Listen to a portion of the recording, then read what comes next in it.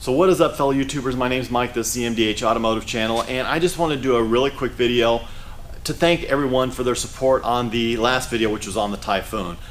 I was pleasantly surprised as to how well received this vehicle has been. All the comments, the views, everything like that, all the likes on Instagram and the support there. I really do appreciate it. I really didn't expect it, but I do appreciate it. This vehicle really does seem to get some interest. I was even at the gas station yesterday putting some gas in it, and I had an individual come up to me who apparently has a Typhoon also. He bought it brand new. He says it's got like 2,000 original miles on it, and I kicked myself because I really should have gotten his information, and that would have been a great video. But he said, you know, you just don't see these things out there. He commented as to how clean it was. Obviously mine has a lot more miles than his. This thing I didn't tell you, but it has 100,000 miles on it. And I suspect that's probably one of the reasons why it doesn't seem to accelerate as quickly as some of the other ones I've seen on YouTube. I was looking back at the video I did of the acceleration, the launch clips and everything like that, and it doesn't look as impressive as it felt. Now, this thing launches so well and with such authority that I would actually put it up against anything here in the shop and say we're probably the first 50 feet, it would probably smoke anything I've got here in the shop. After that, it's all over. I mean, a lot of these vehicles are going to go right on past it. But the launch was really impressive. I seriously, yeah, it was cool. So I also wanted to talk a little bit about the specs on the vehicle, because looking back, the numbers I gave you guys were completely wrong. So I'm just going to take this off Wikipedia. If you can't trust Wikipedia, who can you trust, right? So I actually was incorrect as far as the horsepower on these things. I underestimated them. I was thinking like 250, 260 horsepower. And actually it's 280 horsepower and 360 pound-feet of torque. Now I read somewhere that a lot of people thought that they may have underestimated these vehicles. I don't know if anybody's ever put them on a dyno. I don't even know how you would do that with an all-wheel drive vehicle to see what kind of power it's making or what have you. But you know, 280 horsepower, 360 pound-feet of torque back in the early 90s was very impressive. Production numbers, there was actually 6 made in 1991. I know the Cyclone came out in 91, and Cyclone didn't hang around as long as this. This is a little bit more practical with seating for 4. So 6 made in 91, 2,497 made in 92, and in 93 they made 2,200. So again, not a lot of Typhoons out there, not a lot that were made. Someone commented they thought these things only came in black. Well, actually came in like white, this green color. They came in red, green metallic, couple of different blues, a raspberry. So they came in a number of different colors also. So like I said, just wanted to catch you guys up on the facts on that. I like it. I'm kind of thinking about doing a couple of mods to it. I do want to upgrade the sound system. That is definitely a must. So I think I'll probably leave the stock speakers but put a new, like a Bluetooth head unit in it, and then maybe put a subwoofer in the back just to give it a little bit more bass. The high end sounds pretty good, but I need more bass. But I'd like to get your opinion and tell me what you think. Does this vehicle need to be lowered? Get a little bit better idea of the stance and everything like that.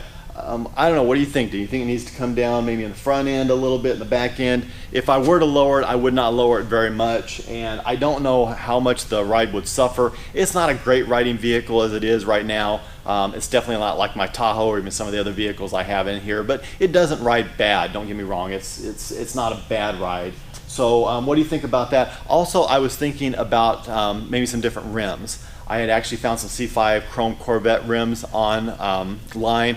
I've seen these things with those rims on it. I think they look pretty good. So that would put me an 18 in the back instead of the standard 16 and a 17 in front. Give me a little bit more tire. But what do you guys think? Tell me your opinion. Should I just leave it stock, leave it alone, leave the appearance stock, leave the wheels and tires and everything like that, or should I dress it up a little bit? Of course, if I did put different wheels and tires in this vehicle, these would go upstairs and be stored away, and obviously go with the vehicle when I do decide to sell or trade it. Okay, real quick shop update. 41 Ford, you guys remember we were trying to get the axle and that whole scenario and everything like that, and how I talked about in a couple videos ago, overnight's delivery from UPS is obviously not overnight. Well, after 9 days, Eddie finally was able to pick it up, but not without a complete hassle.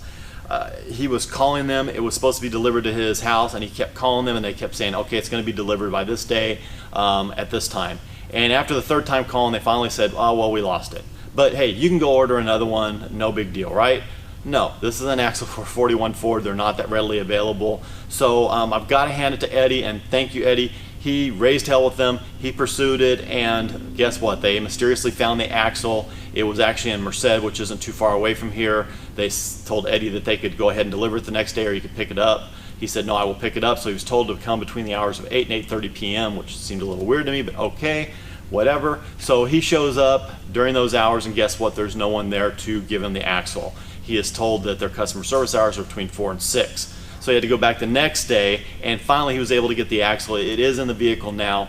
He's still got a few things to button up on it, but that vehicle should be back up and running sometime this week, I suspect, if all goes well. The GTO, I did talk with Brandon the other day. He is going to try to get it all buttoned up and back on the road by this coming Friday, whatever date that happens to be. So kind of excited about that. Of course, things can happen, things come up, but these are all tentative and subject to change.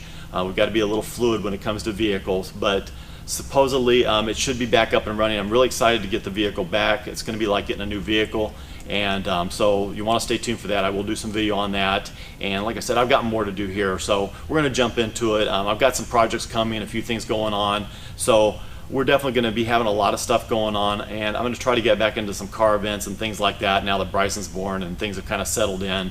But again, just very, very busy, but we're having fun. It's a good time. So real quick before I end the video, I just want to touch bases on customer service, because this whole UPS thing really kind of sparked it for me, and I'm just afraid that customer service has become a thing of the past. I had a company come out that actually built this shop, and they came out, it's been at least 2 months ago, maybe a little bit more. I had to call them twice to get them out. They came out, they did some measurements as to what I would like to do, what I was thinking about doing, and guy says, hey, you know, I'm going on vacation next week, but I'll be back the following week. I'll get you some prices and everything like that. 2 months later, I still haven't heard anything from him. The 2017 Dodge Journey that my wife drives, it already has a factory recall. Okay, no problem. She calls our local Dodge dealership right here in Turlock, and this has been right at 2 months ago, and they say, hey, we'll call you back to schedule an appointment. Haven't heard a thing. Just absolutely ridiculous. The GT500, I get something sometime back saying that there's a recall in the airbag. Okay, no problem. So I call the local Ford dealership. They say you need to bring the vehicle down so we can get the VIN number and order the proper part. Okay, no problem. I take the vehicle down there. They do just that. Guy's very nice. He tells me, yeah, give us about a week to 10 days to get the part in. We'll give you a call. We'll set up an appointment. That has been probably right at 6 to 8 weeks ago, and haven't heard a thing. So it's very sad, because I feel like customer service is just gone. Nobody cares anymore. You know, back in the day, businesses cared about what the customers thought. They treated the customers well. They helped them out. They looked out for them, and they followed through with what they said. Anymore, it just doesn't seem to happen, and I find that to be very, very frustrating. It's unfortunate, but it's just the way the world has become. Forgive the rant. Again, thank you so much for the support on this. Thank you for the support on everything. I really appreciate you guys. As always, I love your comments, so please do leave me your comments. Leave your comments on this video and any other videos. It's been great. I've been getting lots of comments lately. If you like the video, please give me a thumbs up. I would greatly appreciate it. Definitely share the video with any other automotive enthusiasts. As you can see, it's a good time, and there's always something going on in the shop. So subscribe if you haven't already. And with that, thanks so much. God bless. Take care. Have an absolutely amazing day.